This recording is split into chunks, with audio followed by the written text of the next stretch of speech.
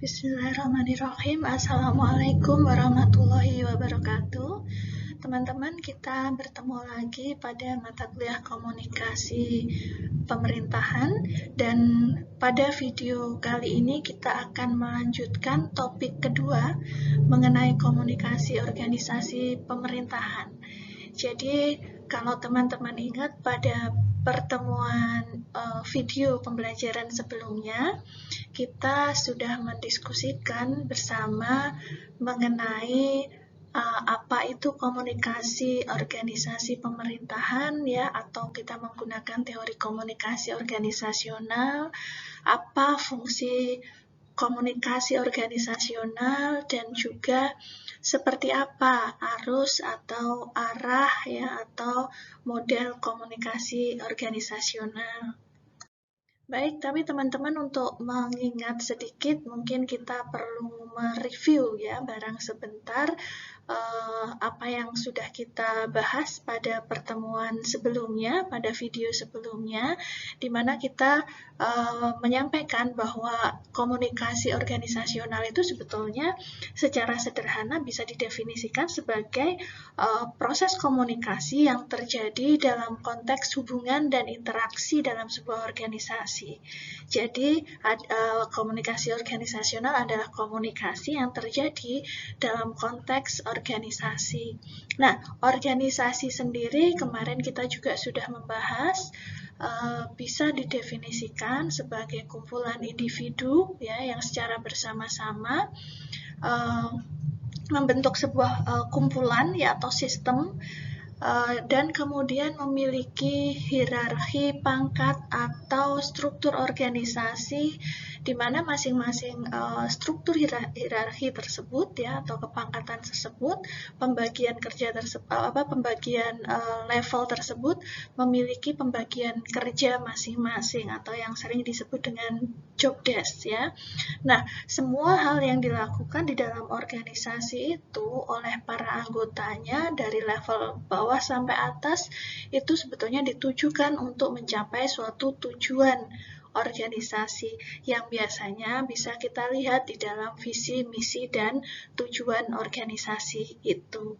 Nah, teman-teman, kalau kemudian kita berbicara organisasi dengan sistem hierarki dan pembagian kerja untuk mencapai tujuan organisasi, tentu kita tidak bisa lepas dari yang namanya kepemimpinan dan gaya komunikasinya. Jadi, bagaimana terutama komunikasi itu dilakukan oleh para pimpinan di masing-masing level kepada anggotanya, kepada anak buahnya, begitu ya. Kalau di birokrasi, ya, kita bisa membayangkan bagaimana setiap kepala itu kemudian memiliki gaya komunikasi di dalam kepemimpinannya. Baik, kita akan mencoba melihat beberapa gaya komunikasi yang kita kenal, ya, secara teoritis. Nah, gaya komunikasi itu di dalam sebuah organisasi, ya, gaya komunikasi di dalam sebuah organisasi itu sebetulnya bisa disebut sebagai seperangkat perilaku antar pribadi yang digunakan dalam suatu situasi tertentu. Jadi, bagaimana cara dia berkomunikasi di dalam suatu situasi tertentu. Nah, tentunya kesesuaian gaya komunikasi yang digunakan, ya, itu tergantung dari maksud si sender atau komunikator, ya, yang mengirimkan pesan, dan harapan dari receiver atau komunikan atau orang pihak yang menerima pesan, ya. Jadi suatu gaya komunikasi di dalam organisasi itu dianggap mana yang pas itu tergantung pada maksud dari komunikatornya dan harapan dari komunikannya terhadap komunikator. Baik, kita lihat beberapa gaya yang ada secara teoritik. Yang pertama adalah gaya komunikasi the controlling style. Nah, the controlling style ini ada beberapa karakter ya yang muncul dalam gaya komunikasi ini. Yang pertama itu cenderung untuk membatasi ya, mengatur perilaku, pikiran, tanggapan orang lain. Jadi ini cenderung mengendalikan ya tanggapan orang lain, perilaku, pikiran orang lain, sehingga memang dalam gaya komunikasi seperti ini sifat atau arahnya ya, arah komunikasinya itu bersifat satu arah.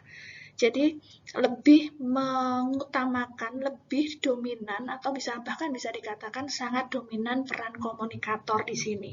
Ya, bahkan dia tidak mengharapkan umpan balik sebetulnya, karena cenderung memerintah gitu ya, cenderung membatasi, cenderung mengatur perilaku. Nah, ini adalah karakteristik dari gaya komunikasi the controlling style. Yang berikutnya adalah gaya komunikasi the equalitarian style. Nah, kalau ini kita bisa mengambil kata kuncinya equal ya, artinya kemudian ada kesamaan ya.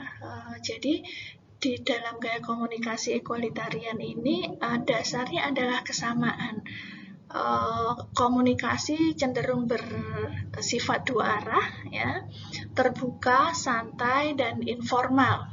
Penyebaran pesan pun bisa dilakukan secara lisan maupun tertulis. Nah, ini biasanya memang terjadi ya, atau menjadi ciri khas dari mereka yang punya kepedulian untuk membina hubungan baik dengan orang lain, tidak hanya dalam konteks hubungan kerja, tetapi juga dalam konteks hubungan pribadi itu ya.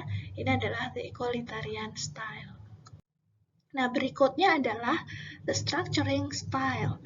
Gaya komunikasi the structuring style itu kata kuncinya adalah structuring ya, struktur. Jadi di sini menempatkan ini sebenarnya gaya komunikasi ini berkaitan dengan gaya kepemimpinan struktur inisiasi. Jadi mengandalkan pada hierarki kekuasaan, hierarki posisi gitu ya dalam struktur organisasi itu, sehingga lebih cenderung pada perintah-perintah formal dan dia berkomunikasi dalam konteks struktur organisasinya. Jadi sekali lagi ini memang banyak berkaitan dengan gaya kepemimpinan struktur inisiasi ya, yang mengandalkan keterselesaian pekerjaan secara struktural ya, kemudian memantapkan perintah yang harus dilaksanakan, penjadwalan pekerjaan, itu semua dalam konteks struktur organisasi secara formal, sehingga memang gaya komunikasi structuring style itu lebih banyak mengandalkan arus komunikasi formal ya. Kalau teman-teman ingat pada video kita sebelumnya tentang arah atau arus komunikasi di dalam sebuah organisasi. Baik, berikutnya yang keempat adalah the dynamic style. Nah, gaya komunikasi yang dinamis ini kecenderungannya bersifat agresif. Sender atau komunikator itu memahami bahwa lingkungan pekerjaannya itu berorientasi pada tindakan.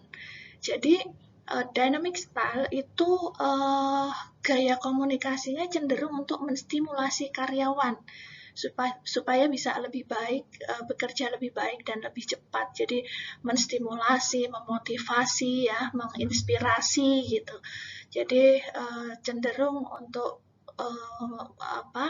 memotivasi bawahannya ya, atau karyawannya. Nah, tetapi memang gaya komunikasi seperti ini ya, itu mensyaratkan karyawan yang memiliki kemampuan untuk mengatasi masalah. Jadi karena kecenderungan untuk memotivasi, menginspirasi dan seterusnya, sehingga di sini karyawannya diasumsikan adalah atau disyaratkan adalah karyawan yang memiliki kemampuan untuk mengatasi masalah, yang kreatif begitu ya. Ini untuk the dynamic style. Yang berikutnya, yang kelima adalah the relinquishing style. Nah, gaya komunikasi ini mungkin hampir ada kesamaan dengan yang kedua ya, egalitarian style. Kalau the relinquishing style itu komunikator memiliki kesediaan untuk menerima saran, pendapat, gagasan dari orang lain ya. Dia cenderung sebagai pendengar sebetulnya. Walaupun komunikator ini atau sender ini memiliki hak secara struktural dari sisi kepangkatannya, jabatannya, posisinya dalam hierarki organisasi, dia bisa memberi perintah atau mengontrol orang lain, tetapi dia tidak menggunakan the controlling style ya, tetapi dia cenderung untuk mendengarkan ya, mendengarkan masukan, saran, pendapat untuk kemudian dia mengambil kebijakan atau untuk dia kemudian menyelesaikan masalah.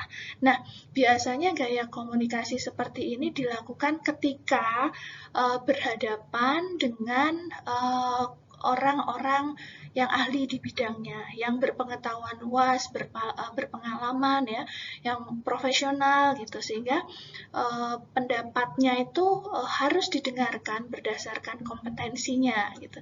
Nah, biasanya ini mungkin kalau di birokrasi akan berkaitan dengan ketika komunikannya itu adalah para tenaga ahli, para staf ahli gitu ya. Jadi walaupun posisi komunikatornya itu secara struktural tinggi, secara hierarki tinggi, tetapi dia ingin cenderung justru untuk mendengarkan pendapat, ya, ide, saran dari para tenaga ahli itu, orang-orang yang berkompeten di bidangnya sebelum dia mengambil keputusan, yaitu the relinquishing style.